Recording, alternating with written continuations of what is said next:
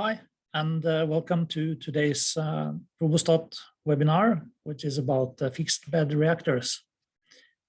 At the University of Oslo, we have developed a fixed bed reactor accessory for the ProboStat measurement cell system. And if you have a ProboStat or are considering to get one, you may be interested to hear about this new possibility. A fixed bed reactor is made of glass or quartz. It's a tube with a frit, which can be delivered in any of the standard types 1 to 5 with different porosities. The length of the tube is can be full length of the ProboStat, which makes it about 50 centimeters, or any of the standard lengths, which are 10 or 20 or 30 centimeters shorter.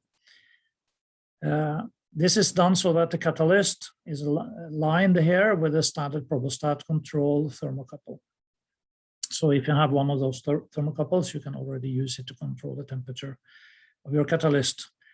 These tubes now fit to a new ProboStat O-ring flanged tube sockets that we have made here to put on the ProboStat pedestal.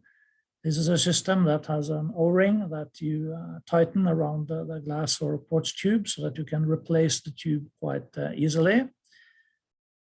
And you can make these tubes yourself, even if you have a glass workshop. The outer tubes can be 10 or 13, or the outer diameter of the tubes can be 10 or 13 or 16 millimeters, or any custom size. We can make these flanges to adjust to that. But 20 millimeters is the absolute maximum, preferably smaller. We think maybe the 16 millimeter is the biggest. When you use this, you supply the reactants through the outer chamber here, and it goes over the top here, and it goes through the catalyst bed and through the frit, and you collect it on the inside. You can either flow this through the full volume or using tubes or capillaries. If you use the full volume, you must, in one way or the other, flush the whole volume here of the enclosing tube. And it takes also time before the product gas enters the analysis device you have. But if you use like a quartz tube here, a bent quartz tube to supply the reactants directly to the catalyst, and if you pick up the products with a tube here or capillary tube, you will get faster responses and faster flows. And then you may have to flush the remaining volume before you start or when you change compositions. But there are many possibilities to control the gas flow. There are also many possibilities to control the temperature. You can place 1 or 2 or 3 thermocouples where you want. You can place it under the frit. You can place it outside of the bed. And we have made an option that allows you to put a thermocouple inside the catalyst bed by putting it through the walls of the quartz, of the glass tube. You can connect it to a platinum and platinum rhodium wires and thereby get the temperature reading directly inside the catalyst. All these thermocouples must go through the feed-throughs of the base unit, and they must be of type S or K, because the base units have compensation cables for type S or K thermocouples. Any of these thermocouples can also be used to control the temperature, not only monitor it, but also control it, so that you get an absolutely constant temperature of your catalyst bed.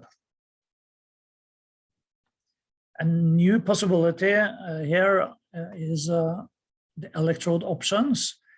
This inlay of a platinum wire here allows you also now to put a bottom electrode inside here under the catalyst, and we can supply a top electrode assembly using an alumina stub with holes through which you supply the electrode wires, and then by a platinum or gold net here, you form the top electrode for current collection. And we press all of this together using the standard ProboStat spring load.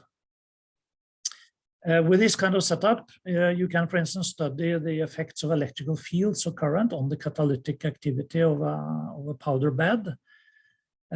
You can read about these things in papers from the Sekine group at Waseda University in Tokyo, Japan, for instance. Here is just one example of one of these papers. Or you can generate a plasma inside of the catalyst and study the effects of that.